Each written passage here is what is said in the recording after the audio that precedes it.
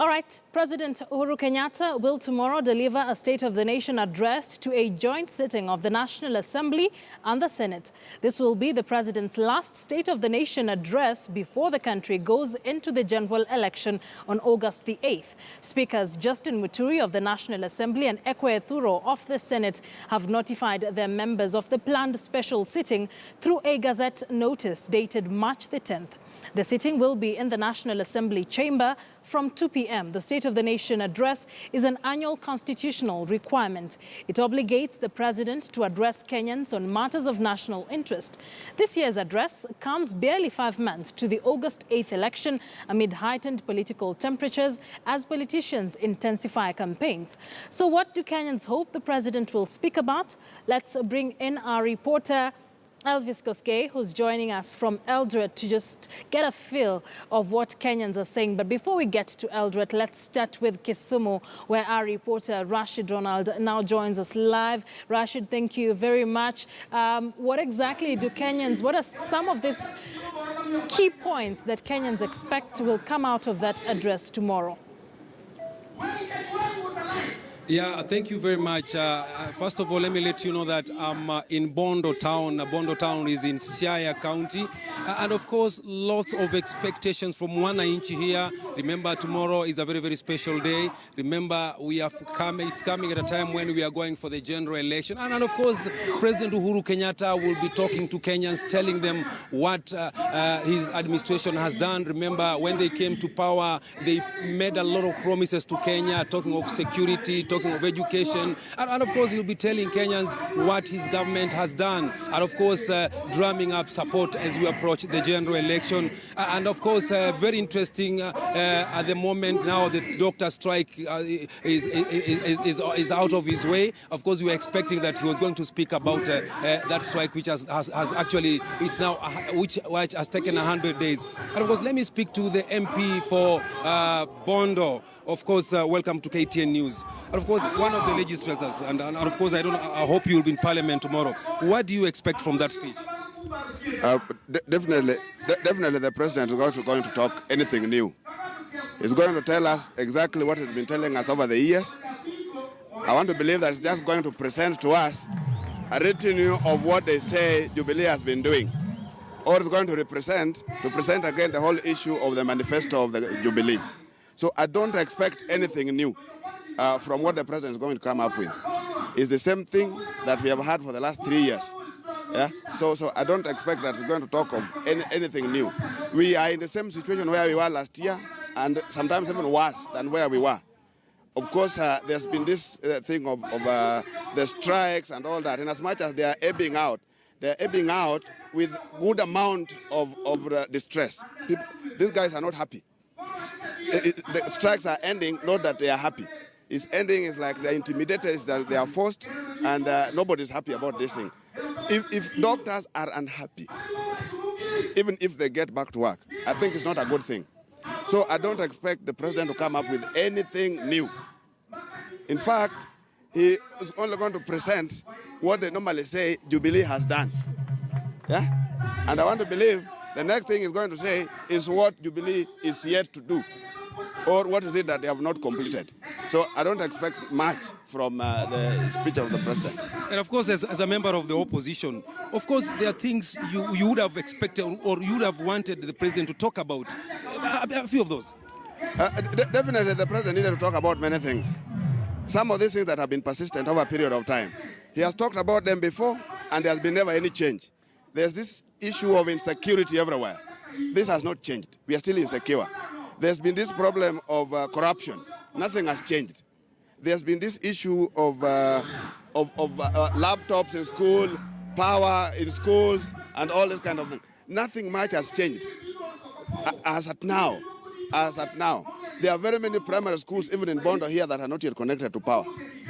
And there are some tablets dropped in some 1 or 2 schools that don't have power. So there are certain things that there's quite a bit of mismatch between what is said and what is done. Yes, you've heard. That is the MP for Bondo, Gideon Ochanda, actually saying that he doesn't expect anything from President Uhuru Kenyatta's speech tomorrow. And of course, he says there's no difference between this year and what he promised last year. Nothing, absolutely nothing has happened. That is according to the MP for Bondo, Gideon Ochanda. Of course, I'll be speaking to some of the few people here. Probably tell us, what do you expect from the president's speech tomorrow? I expect the president to be sober and take the country in the right direction. Although as a character he has developed, we are not expecting anything good from him because of late the arrogance and the impunity he has been stressing is really confusing the country. He has to take the country back to the driving. He has to take the driving seat as a sober person, as a humble person, for us to see. Yeah, thank you very much, Akisa. You've heard of what people are saying here. They don't expect anything much from the president tomorrow, but it's now, let's wait and see. Back to you, Nairobi. Rashid, thank you very much for that update. I believe you will be speaking to more Mwananchi there, and we'll definitely be taking a look at what they are saying from your end. Rashid Ronald, our reporter there, joining us live from Bondo. And as I mentioned earlier in studio, we have Walter Ongeti, who is a governance expert, as well as Dunstan Omari, who's a political analyst. Let's speak to Walter first. A very good afternoon to you. Thank you for making time for us. We've had the Member of Parliament for Bondo. He says they do not expect anything new from the president. That has been echoed by the resident that Rashid Ronald has been speaking to. Do you agree that there's really nothing new that the president will have for Kenyans tomorrow? Thank you so much, Akisa, for having me on air this afternoon. And first of all, we have to appreciate that the president is mandated to do a State of a Nation address every year, at least once.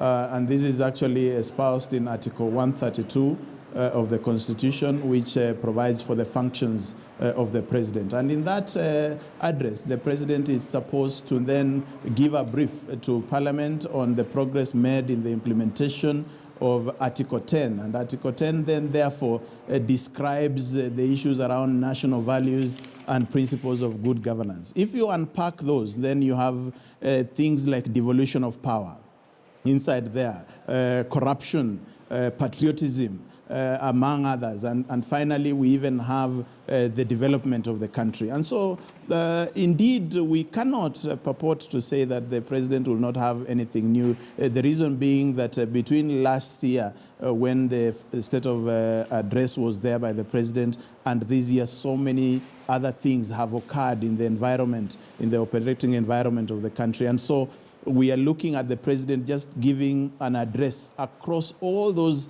issues that affect the nation, and they will range from infrastructure to the economy, to agriculture, to national security, international relations, and all those. So we are likely to hear, and so many things have developed. So those are the kind of things that we are expecting the president to address the nation to.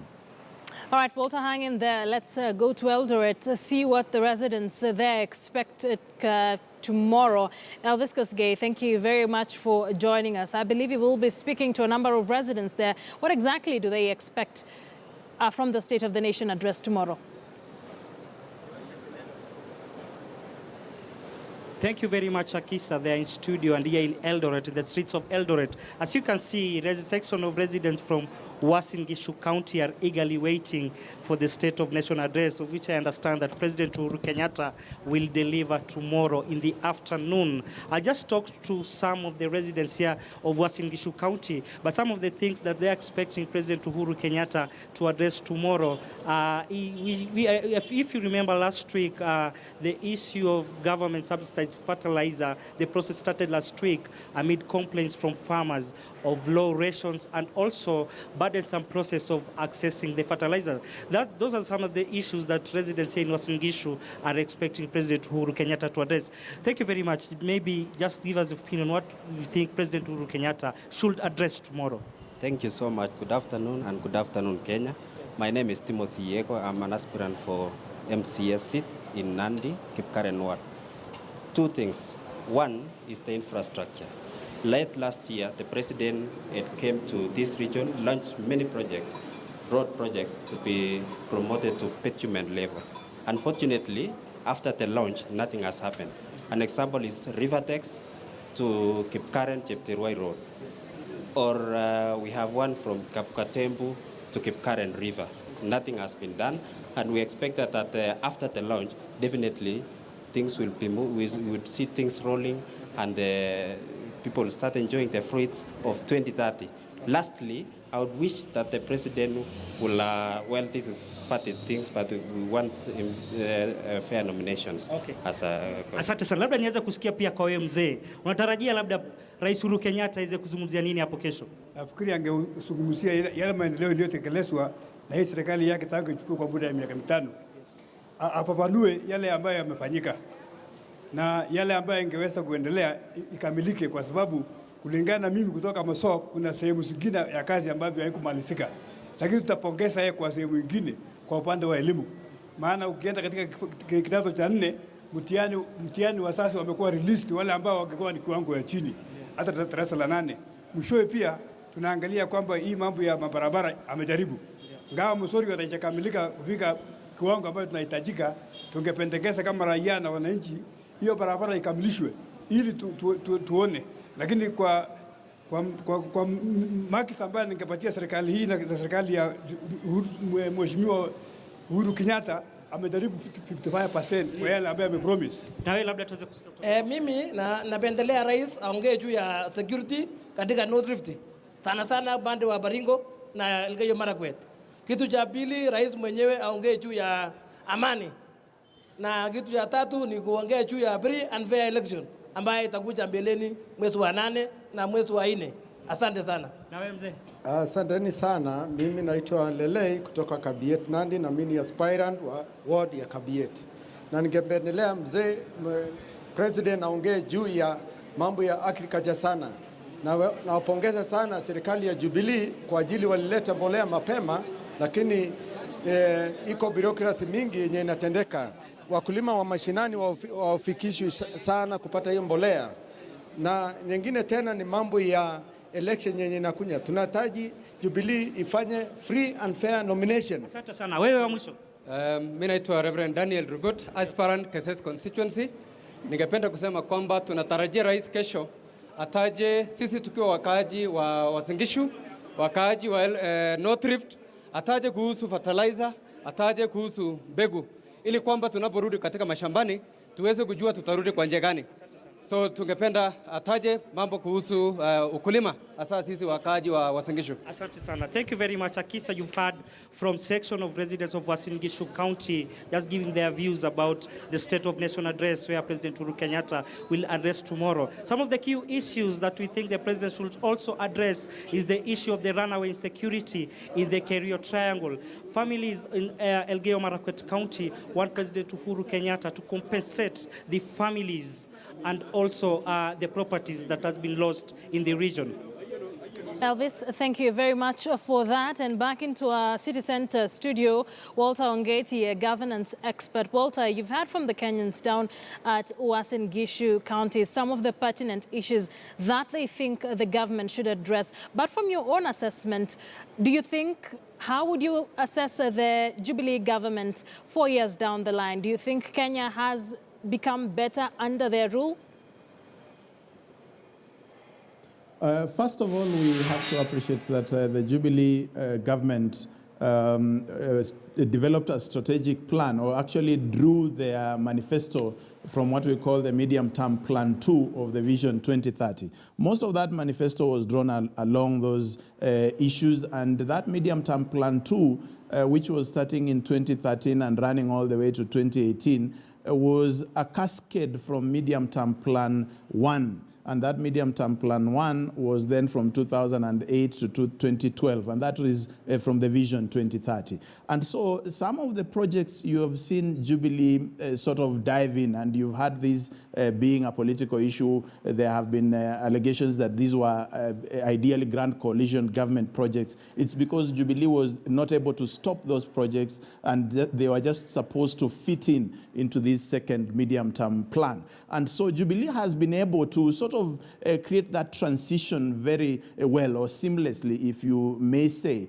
Some of those projects, including the LAPSET project, the infrastructural projects around the SGR, and port projects and so forth. So Jubilee has largely emphasized on this kind of infrastructure. Energy project, you remember the 5,000 plus megawatt pledge. And so Jubilee has been able to commit some resources around that area. Perhaps the biggest challenge has been for Jubilee is to reconcile to that common mwananchi down there. That if you are committing, let's say, 2 billion on a ferry, how does that translate to me and money in my pocket? If you're talking about a 300 billion railway line or SGR project, how does that translate to me? And that has been one of the greatest challenges to explain. And so when the common mwananchi sees some of those astronomical figures, and they do not link to their own purchasing power or living standards, then they start seeing that kind of mismatch. All right. Thank you so much for joining us. That's what Dr. Walter Ongeti,